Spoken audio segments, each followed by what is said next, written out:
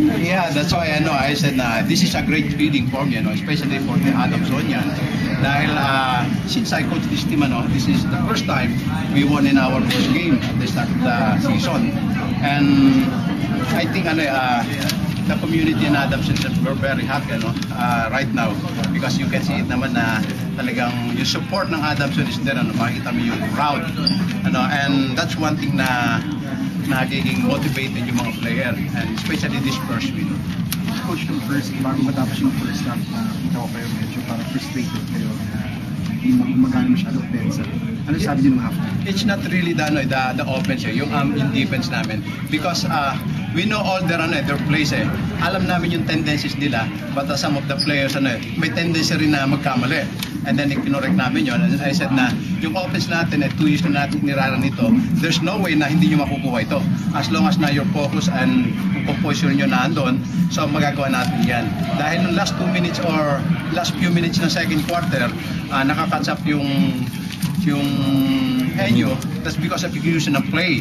And maybe naramdaman yung counting fatigue dahil after ng few minutes ng first quarter, tense yan yung first game jitters medyo naramdaman, especially na we have a lot of rookies, especially yung kasama namin sa rotation si Stinet at saka si Manyara, so nararamdaman and mabuti na lang Julius Colina have a good start so nag-grab up ito sa player yung confidence nila na first time mo pinag-start si Lester Alvarez kasi usually si Cañada dati ang Yeah, it's an incentive para sa bata dahil he played very well in the summer league and napipil nung kanyang karelyebo na si Jerry Cañada na kailangan i-push niya yung sarili niya para to earn his former slot niya ganyan yung starter ganyan. Are you happy with the play of Manyara?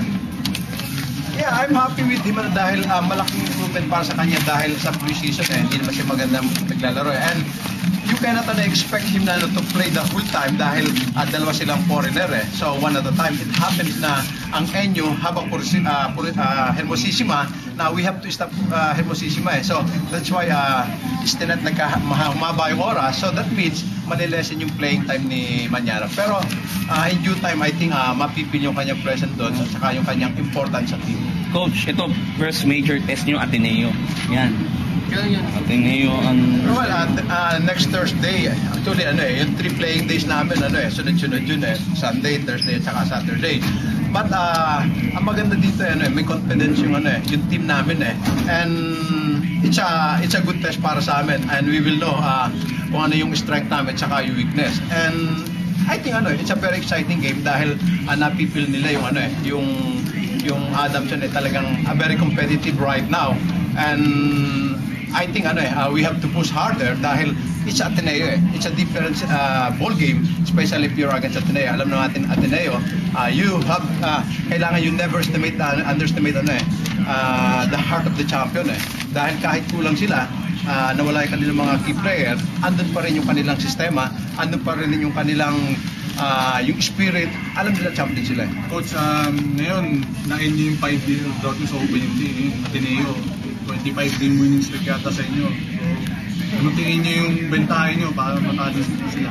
Well, it will motivate us na talunin because of that record dahil alam ng mga players, alam ng community na hindi tinatalo ang Ateneo except dito sa Piloy which is twice namin tinalo sila sa pareho sa semis, sa quarterfinals.